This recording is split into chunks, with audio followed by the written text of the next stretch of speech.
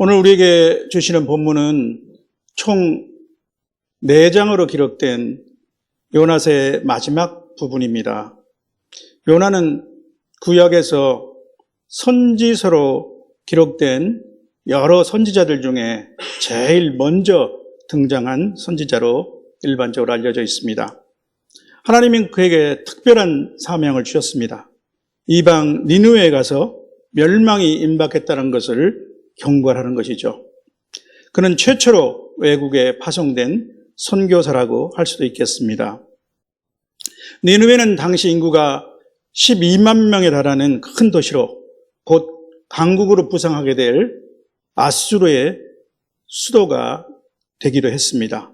아수르는 약 40년 후에 주전 722년 북이스라엘 왕국을 멸망시킨 원수의 나라가 되었죠. 예언적 선포가 중심이 되고 있는 다른 선지서들과는 달리 이 요나서는 요나라는 인물에 초점을 맞추고 있습니다. 그래서 한기채 목사님이라는 분은 한 저서에서 요나서를 요나의 참회록이라고 말씀하셨습니다. 일리가 있는 것 같습니다. 3인칭 형식의 간증문이라고도 할 수 있을 것입니다. 저는 오늘 본문의 말씀을 가지고 실패한 선교사, 성공한 선교라는 제목으로 하나님의 말씀을 여러분과 나누고자 합니다. 아무래도 이 요나서의 마지막 부분이기 때문에 본문의 말씀이 중심이 되겠지만 요나서 전체를 관통하도록 해보겠습니다. 이제 본문의 말씀을 살펴보겠습니다. 5절에 보면은 요나는 니느웨 동쪽에 앉아서 이제 초막을 짓고 앞으로 그 성읍에서 일어날 일을 지켜보려고 합니다. 지독한 민족주의자이신 그에게 니느웨는 무엇입니까? 원수의 나라, 적국일 뿐입니다. 요나는 큰 풍랑이 있는 바다에 던져져서 큰 물고기 뱃속에 3일을 갇혀 있다가 토해지는 극적인 일을 겪은 다음에 다시 두 번째로 하나님의 말씀을 들었습니다. 그제서야 그는 마지못해서 니느웨로 가서 하나님의 말씀을 전했습니다. 그것도 억지로 마지못해서 전했던 것이죠. 3장 3절 4절에 보면 니느웨는 사흘 동안 걸을 만큼 하나님 앞에 큰 성읍이었던 니느웨에 들어가서 고작 하루 동안 다니며 짧게 말씀을 전했을 뿐입니다. 40일이 지나면 니느웨가 무너지리라. 그나마 하나님께 받은 말씀 중에 회개하라 하는 것이 없는 것이 그에게는 한 가지 위안이 됐을지도 모릅니다. 참 아이러니죠. 역설 중에 역설입니다. 만일 그가 예루살렘이나 사마리아의 멸망을 경고하라는 말씀을 들었다면 어땠을까요? 그의 목소리가 얼마나 애절하고 간곡했겠습니까? 또 하루만 다녔겠습니까? 그런데 니느웨에 놀랄 만한 일이 일어났습니다. 니느웨가 왕으로부터 시작해서 온 백성이 베옷을 입고 회개하기 시작한 것입니다. 심지어 가축과 짐승까지도 식음을 전폐시켰습니다. 요나에게는 처음부터 이런 일이 일어날 것 같은 불길한 예감이 있었습니다. 그래서 그는 니느웨로 가는 대신 욥바로 내려가 마치 먼 곳 다시스로 가는 배를 잡아 탔고 배 밑 바닥까지 내려가서 아예 깊은 잠에 빠졌던 것입니다. 4장 2절에는 요나의 기도 장면이 나옵니다. 그래도 선지자이니까 기도를 통해서 하나님께 자신의 속뜻을 알릴 줄은 알았나 봅니다. 그 내용은 한마디로 내 이럴 줄 알았다는 것입니다. 주께서는 은혜로우시며 자비로우시며 노하기를 더디하시며 인애가 크시사 뜻을 돌이켜 재앙을 내리지 아니하시는 하나님인 줄을 자기는 진작부터 알고 있었다는 것이죠. 요나에게 이러한 하나님은 영 마음에 들지 않습니다. 어찌 하필이면 니느웨를 동정하시느냐는 것이죠. 그런 볼멘소리로 항의하고 싶었을 것입니다. 도대체 이들이 조금이라도 가치가 있는 백성입니까? 그들의 악독이 이미 하나님께 상달되었을 정도라고 하지 않았어요. 더구나 이들은 앞으로 이스라엘에게 큰 위협이 될 나라가 아닙니까? 하나님은 우리 이스라엘의 하나님이 아니십니까? 우리는 아브라함의 약속의 자손이고 애굽의 속박에서 하나님이 친히 우리를 건져내 주시지 않았습니까? 또 모세를 통해서 율법을 주신 하나님이 선택하신 백성이 바로 우리가 아닙니까? 물론 요나는 하나님이 바다와 육지를 지으신 하늘의 하나님이신 것을 알았습니다. 1장 9절에 보면 자신의 신분을 묻는 선장과 선원에게 자신은 히브리 사람으로 이러한 하나님 여호와를 경외하는 사람이라고 당당하게 밝혔습니다. 그러나 이 말은 그에게는 하나님이 온 세상 위에 권세를 가지신 위대한 하나님이라는 의미였을 뿐입니다. 아직도 그의 속마음은 이렇게 외치고 있습니다. 하나님이 니느웨 사람까지 사랑해서는 안 되죠. 사랑하고 용서하실 사람이 따로 있지 하필 니느웨입니까? 요나는 이런 하나님에 대해서 또한 자신의 의사에 정면으로 반하여 하나님 말씀을 니느웨에 전달하게 된 자신의 처지를 매우 싫어하고 또 성을 내는 것입니다. 그런 가운데서도 요나는 혹시나 하나님의 공의에 일말의 기대를 걸어본 것 같습니다. 그래서 멀찍이 떨어져서 초막을 짓고 니느웨의 결말을 지켜보려고 하는 것입니다. 속으로 폭망을 기대하는 것이죠. 여러분은 요나가 너무 편협한 민족주의자이며 선지자로서는 자격미달의 형편없는 사람이라는 생각이 드시죠. 그렇지 않습니까? 그런데 북한이 김정은에게 선뜻 복음을 전하시겠습니까? 그것도 오늘 당장이 아니라 나쁜 일은 다 하고 그가 병상에서 죽음을 앞둔 상황에 있다고 그러면 어떻겠어요? 구한말에 일본 제국에 건너가서 복음을 전하라고 하나님이 명령하셨다면 어땠을 것 같습니까? 아니면 아나무인으로 교회와 하나님을 무시하던 어떤 사람이, 그 악한 사람이 늙음하게 예수 믿고 천국에 가게 됐다면 그래도 즐거워하며 할렐루야 하시겠습니까? 여러분들은 다 착한 성도니까 아멘 하시겠죠? 그러면 이렇게 비뚤어진 요나를 하나님은 어떻게 대하셨습니까? 하나님은 그를 끝까지 포기하지 않으셨습니다. 배 타고 도망가는 그에게 찾아와 바다에 풍랑을 일으키셨습니다. 큰 물고기를 미리 준비하시고 성냄 바다에 던져진 그를 구하셨습니다. 그리고 그에게 주신 사명을 다시 한번 환기시키셨습니다. 이 이유는 무엇일까요? 요나가 아니면 니느웨에 보낼 선교사가 없단 말씀인가요? 아닐 것입니다. 하나님은 엘리야가 오직 자기만 남았다고 말했을 때 이스라엘 가운데 바알에게 무릎 꿇지 아니하고 입 맞추지 아니한 자를 7,000명을 남길 것이라고 말씀하시지 않으셨습니까?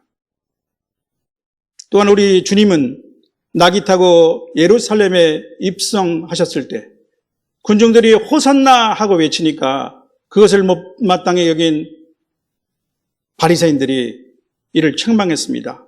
그러자 주님이 뭐라고 말씀하셨습니까? 만일 이 사람들이 침묵하면 돌들이 소리 지르리라 라고 말씀하셨습니다.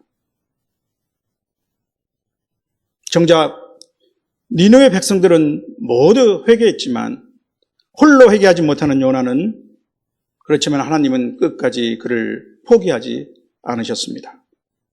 하나님께는 니느웨 회개도 중요합니다. 그러나 요나 한 사람도 너무나 했기 때문입니다.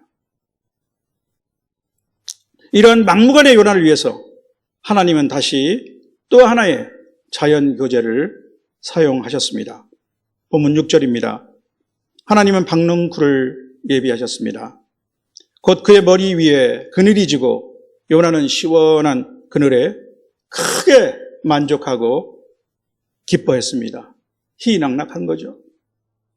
금방까지 니느웨를 바라치지 않을 것 같은 하나님에게 대해서 매우 싫어하고 성냈던 사람이죠. 3절에는 이렇게 기록되어 있습니다. 여호와여 원하건대 이제 내 생명을 거두어가소서 사는 것보다 죽는 것이 내게 나음이니이다. 종종 우리의 감정은 이렇게 가볍습니다. 죽을 듯 표현합니다. 나름 민족적 울분, 공의, 진리 등을 부르짖으면서 감히 하나님께 맞설 때도 있습니다. 그런 기세를 보이는 경우도 있죠. 그러나 실상 우리 인간은 이렇게 나약하고 갈피를 잡을 수 없는 존재입니다. 체코의 시인이며 소설가인 밀란 쿤데라가 쓴 대표작에 참을 수 없는 존재의 가벼움이라는 제목의 소설이 있죠. 솔직히 저는 그 책을 아직 읽어보지는 못했지만 그 제목 하나가 우리 인생에 대해서, 우리 인생의 무게에 대해서 많은 것을 말해주는 것 같지 않습니까?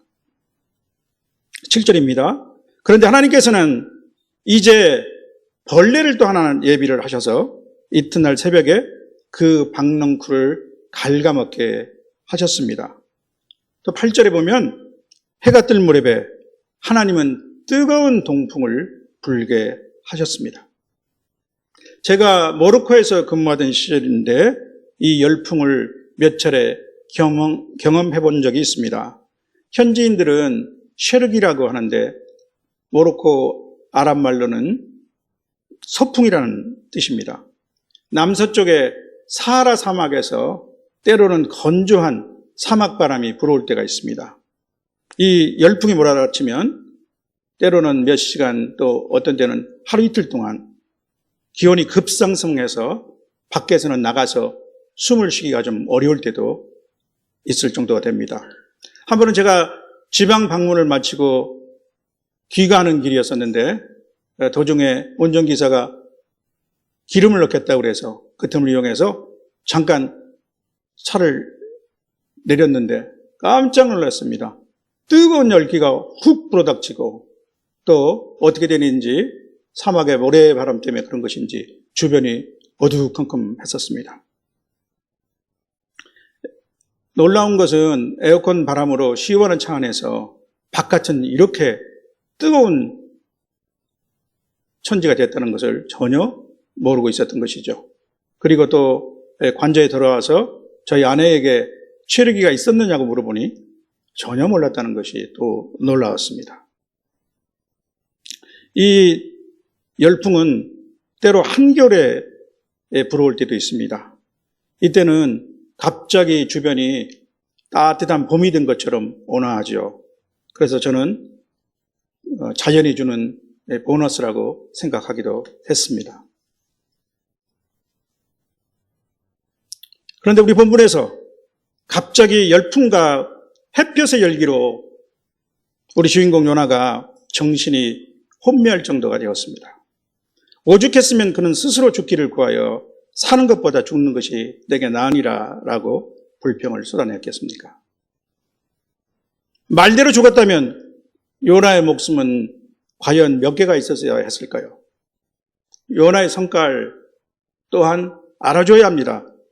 9절에 보면은 고작 이 박넝쿨 때문에 내가 성내는 것이 옳으냐 물으시는 하나님께 아예 4배째라고 하지 않습니까? 내가 성내어 죽기까지 할지라도 옳으니이다. 참 기백이 있고 아주 하나님 앞에 똑 부러지지 않습니까? 저는 요나서를 읽으면서 요나의 장점도 있다고 생각합니다. 어떻게 감히 하나님 앞에 이렇게 당당하게 말하는 사람이 있을까요? 그만큼 그가 하나님과 가까운 관계라고 생각을 했는지 모르겠습니다. 근데 그 방향이 좀 잘못돼서 문제지만은, 여러분, 우리는 아무리 화나는 일이 있더라도 잠깐 참도록 합시다. 요새는 분노 조절 장애를 겪는 사람이 참 많죠. 깊은 숨을 한 번만 들이키면 달라질 수 있을 것입니다. 또 아무 말이나 막 내뱉는 것은 해악이 됩니다. 말에는 책임이 따를 수 있죠. 이스라엘 백성들이 가데스에서 12 정탐꾼들의 보고를 듣고 온 회중이 우리가 애굽 땅에서 죽었거나 이 광야에서 죽으면 좋을 텐데 왜 우리를 가나안 땅으로 인도해서 거기서 죽게 만드냐고 밤새도록 통곡하며 모세와 아론을 원망했을 때 무슨 일이 일어났죠?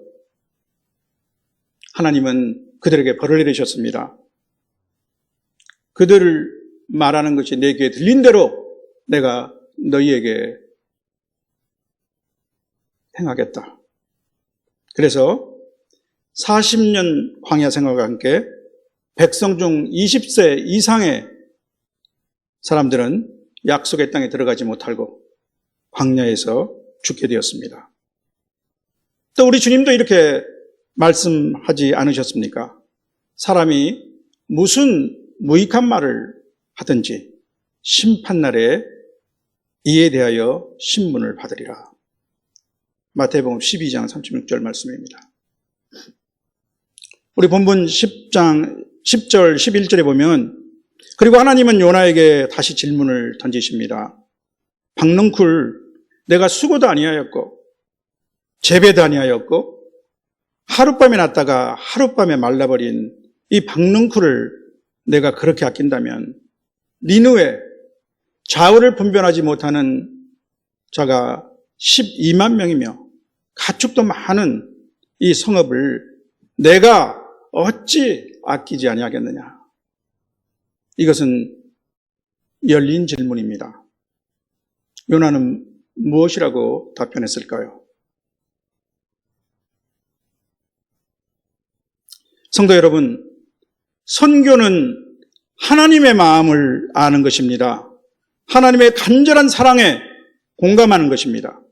잃어버린 영혼을 찾기까지 찾으시는 하나님의 애타는 심정에 부응하는 것입니다. 그러나 노아는 하나님이 어떤 분인지 잘 알았습니다. 이스라엘만의 하나님이 아니라 우주의 하나님이신 것을 알았습니다. 땅과 하늘을 만드신 하나님이라고 믿었습니다. 하지만 그는 하나님의 마음을 알지 못했습니다. 그 하나님의 마음과 공감하지 못했습니다. 하나님의 마음을 알았더라면 그의 민족 감정 같은 것은 사그라졌을 것입니다. 그 크신 사랑에 그의 마음이 공명했다면 그는 애초에 니느웨 대신 다시스로 가는 배를 타지 않았을 것입니다. 큰 물고기 뱃속에서 3일을 보내며 죽음의 문턱에 다녀왔어도 꺾이지 않는 그의 완고집이 사라졌을 것입니다. 그가 니느웨를 향한 하나님의 마음을 조금이라도 알았다면, 공감했더라면 아직도 멸망하지 않는 성을 바라보며 싫어하고 성내지 않았을 것입니다. 오히려 눈물로 니느웨의 구원을 위해서 기도하지 않았겠습니까? 요나는 실패한 선교사였습니다. 하나님의 마음을 모른 채 하나님의 말씀을 외쳤습니다. 의무적으로 전했을 뿐입니다. 회개하고 돌아서기를 바라는 하나님의 마음이 없었습니다. 그저 기계적인 선포였습니다. 그는 그 말씀이 경고가 아니라 최후 통첩이 되기를 바랬습니다.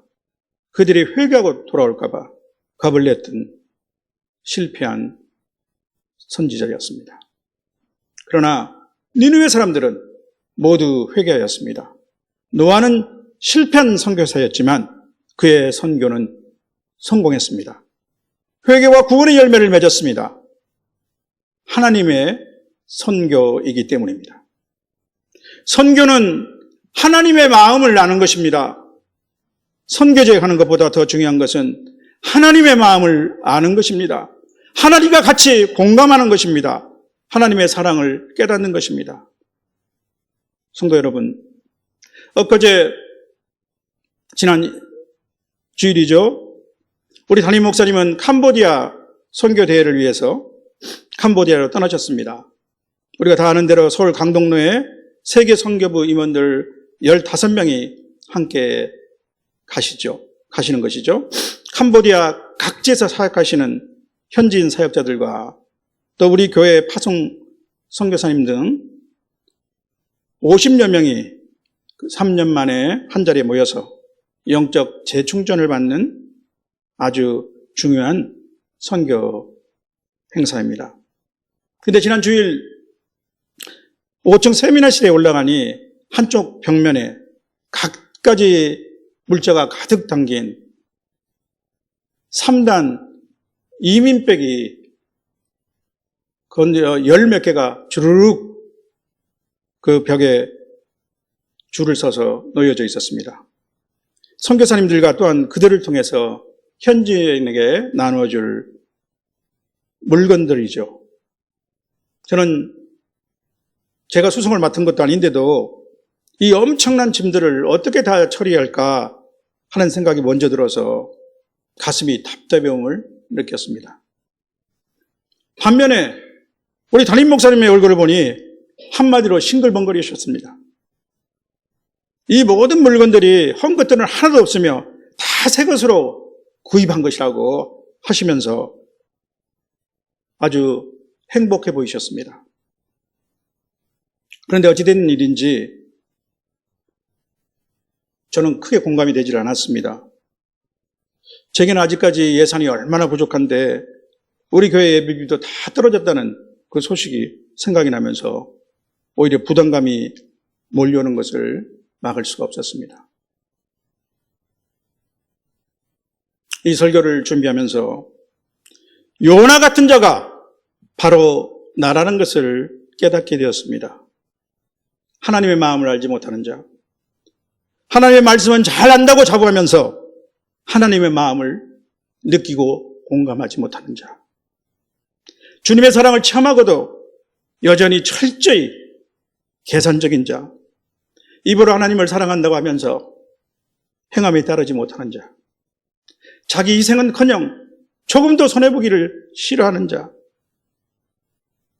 또 저의 한평생 직업에 관한 생활이 잘못된 것인지 본질적으로 내 나라 우선의 국수주의자, 바로 요나였습니다. 그 요나가 나였습니다. 성도 여러분, 이렇게 솔직한 고백을 드리자니 문득 한 분이 제 머릿속에 떠오릅니다.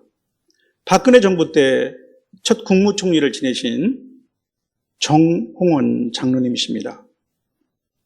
제가 현역이었을 때 매년 한 차례 재건관장 회의가 서울에서 개최됩니다.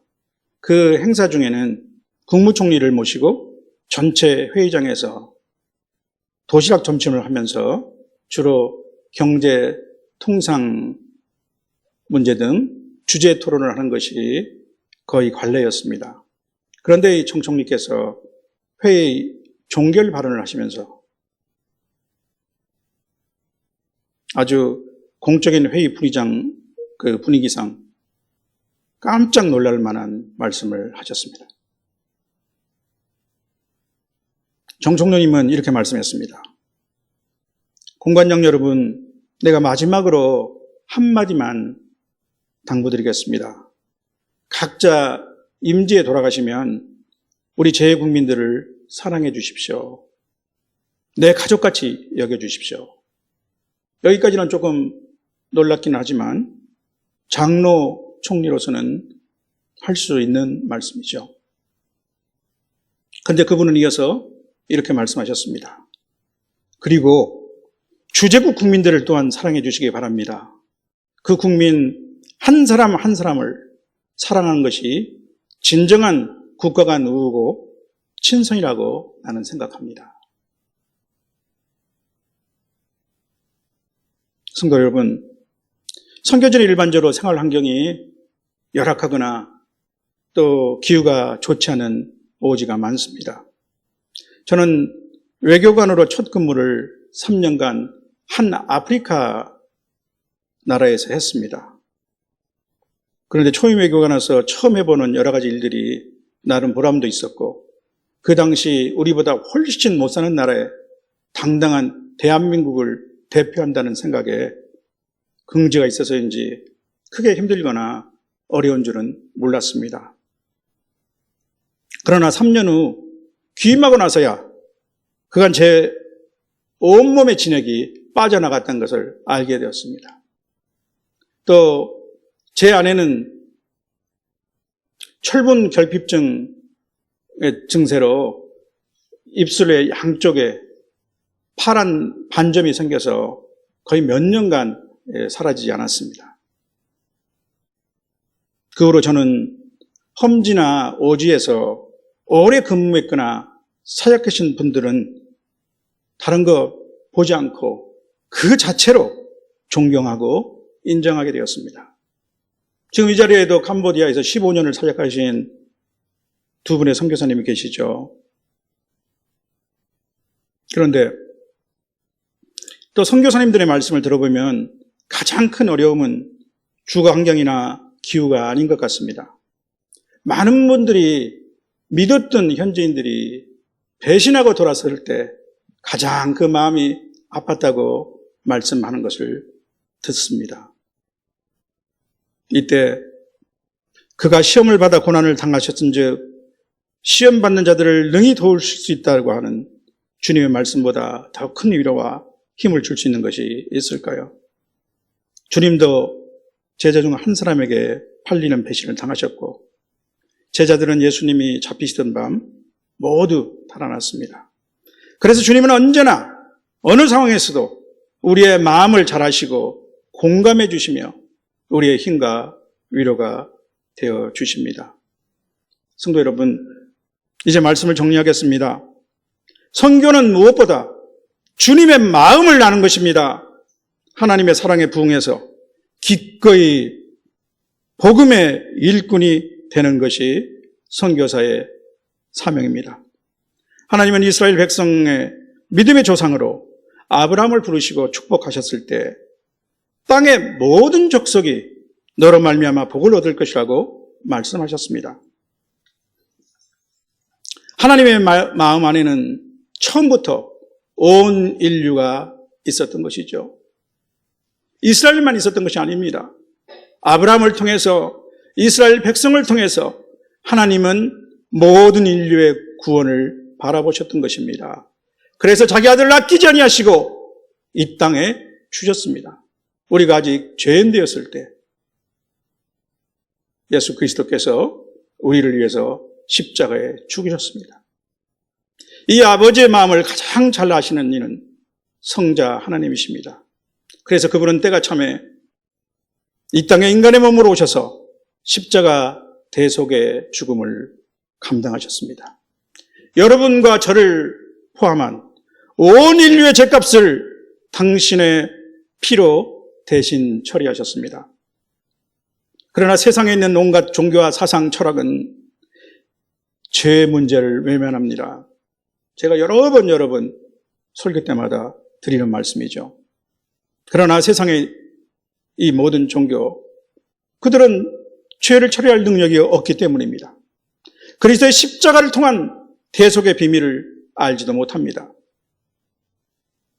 그들은 인간의 죄는 궁극적으로 하나님 앞에서 처리되어야 한다는 것을 모르고 또 피 흘림이 없이는 죄사함이 없다는 것을 알지 못하고 있습니다.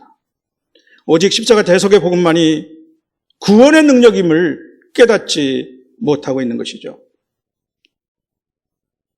요나는 사실 니느웨 백성에게 회개의 경고를 전달했을 뿐입니다. 반쪽짜리 복음이죠.